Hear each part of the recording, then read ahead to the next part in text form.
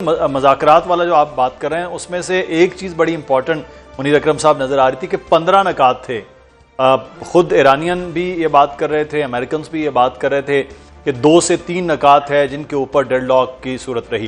اس کا مطلب ہے کہ اس کو ہم اس پازیٹیو وے میں بھی دیکھیں کہ 15 سے بات نکلی اور 3 پر آ کر رکی ہے, تو جو آپ فرما رہے ہیں کہ اگلی میٹنگز ایسی ہوں تو ان چیزوں میں آگے بڑھا جا سکتا ہے پھر. جی بالکل. ابھی یعنی کہ اب جو فوکس آ گیا ہے وہ جو میں کہتا ہوں کور ایشوز ہیں, یہ سب میں یعنی کہ جڑ ہے, سب جو مشکلات ہیں اس کی جڑ ہے. نیوکلیئر ایشو ہے اور اب ہرمز کا ایشو پہلے نہیں ہوتا تھا, اب وہ بن گیا ہے کور ایشو. تو ان دونوں پر توجہ دینے کی ضرورت ہوگی. اور جو لیبنان کا ایشو ہے وہ ایک سائیڈ ایشو نظر آتا ہے, پر وہ ایران کے لیے بہت اہم ہے کہ اسرائیل وہاں جو حزب اللہ کے خلاف جو جنگ کر رہا ہے اس کو روکا جائے, کیونکہ اس کی انڈرسٹینڈنگ سیز فائر پہ یہی تھی کہ پورے خطے میں سیز فائر ہوگا. تو وہ اسرائیل کی شیطانی ہے کہ وہ کولیپس کرانا چاہتا ہے یہ پورے پروسیس کو وہاں حملے جاری رکھنے سے. تو ہم نے امریکہ سے بھی بات کرنی ہوگی کہ یہ لیبنان میں جو اسرائیل کر رہا ہے اس کو روکیں. اس کے بعد میں میرے خیال میں ہرمز پہ پھر کچھ فیصلہ ہو سکتا ہے. ہرمز کے فیصلے میں ایران کو کچھ نہ کچھ دینا ہوگا, access to its resources, sanctions, relief, کچھ نہ کچھ دینا ہوگا. اس کے عوض میں وہ کھول جائے گا. اور جو نیوکلیئر ایشو ہے اس پہ بھی کچھ جو ایرانی بیس لائن جو ہے ان کی وہ یہ ہے کہ جی ہماری رائٹ ٹو انریچمنٹ رہے گی. تو اگر آپ انریچمنٹ ان کو الاؤ کرتے ہیں, بڑی لو لیول پہ کریں, اس پہ انٹرنیشنل کوآپریشن ہو, سب کچھ ہو, تو میرے خیال میں ایک کمپرومائز نکل سکتا ہے اس پہ. اس میں مارشل صاحب ہمیشہ ایران جو ہے وہ جوہری ہتھیاروں کے حوالے سے ڈینائی کرتا آیا ہے, اور امریکہ کا موقف ہمیشہ سے یہ رہا ہے کہ جوہری ہتھیار, بلکہ ابھی پریزیڈنٹ ٹرمپ تو بڑے خاصے سخت جملے بھی کہے کہ وہ نہیں کرنے دیں گے. یہ ایک بڑا طویل اور بڑا لمبا ایک ماضی ہے اس جوہری پروگرام کے حوالے سے. یہ آپ سمجھتے ہیں کہ اس بات چیت میں جیسے ابھی بات کرتے ایک لفظ استعمال کرتے کور ایشو ہے, اب یہ کور ایشو میں یہ سب سے ایک امپورٹنٹ پوائنٹ ہے, یہ کسی جانب بیٹھتا نظر آئے گا؟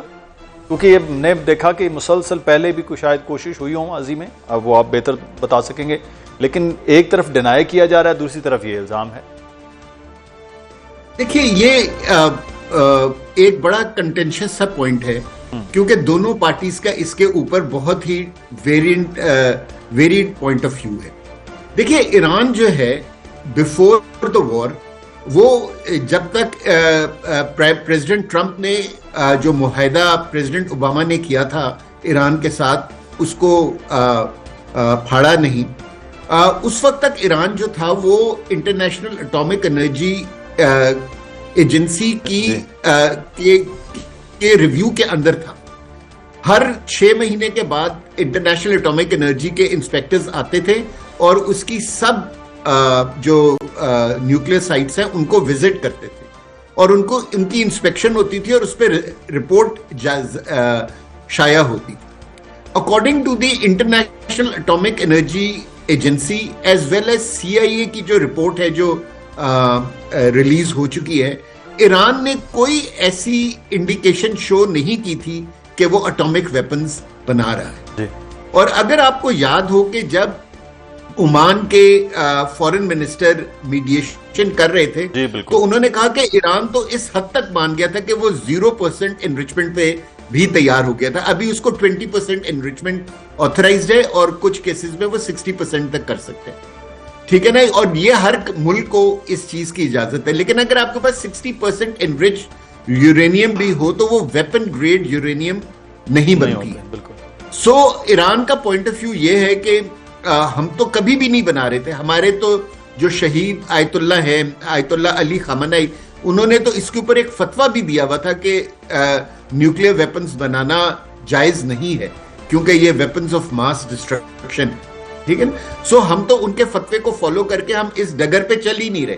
لیکن امریکنز جو ہیں وہ اس थ्योरी को मानने को तैयार नहीं है। और आप आज भी अगर देखें तो वो कह रहे हैं कि जी कि हमें वो विल नजर नहीं आ रही कि वो कभी भी नहीं बनाएंगे।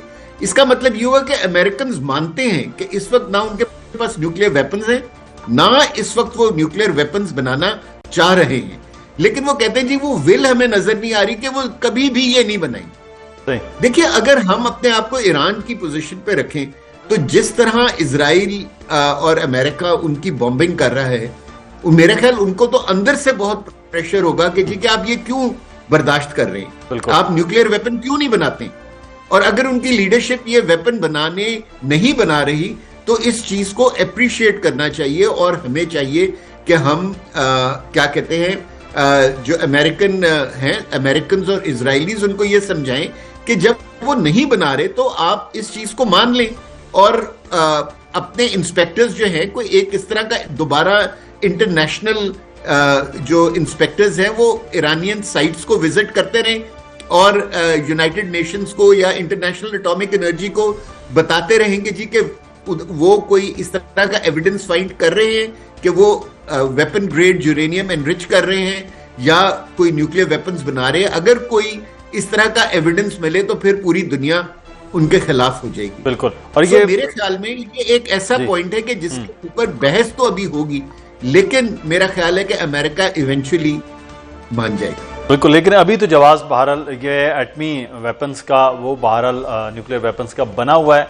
और हमें आपकी गुफ्तगू से मुझे इराक का आ रहा था, जिस पे बाद में जो बरतानिया के वज़ीर आज़म उन्होंने बात भी की कि वहाँ कुछ मामला नहीं मिला था। हमारे साथ हमारे मेहमान मौजूद हैं, दिफाई तज्ज़ियाकार एयर मार्शल सईद खान साहब और साबिक सफ़ीर मुनीर अकरम साहब।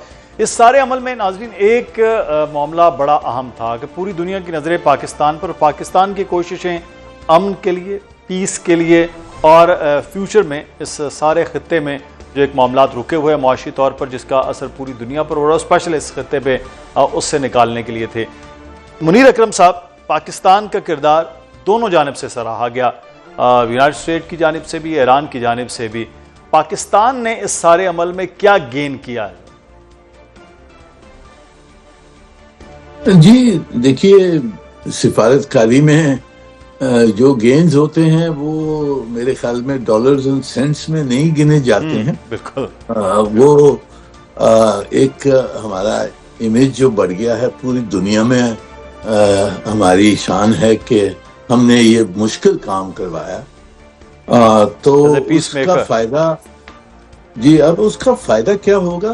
फायदा यही है कि हमारी रास्ते जो हैं, जो कुछ हम चाहते हैं, अगर हम इकोनॉमिक ट्रेड करना चाहते हैं, इन्वेस्टमेंट चाहते हैं, कुछ और तरीके से अपनी सिक्योरिटी बढ़ाना चाहते हैं, ताल्लुकात बढ़ाना चाहते हैं, ये सब रास्ते हमारे लिए खुले हैं इस वक्त।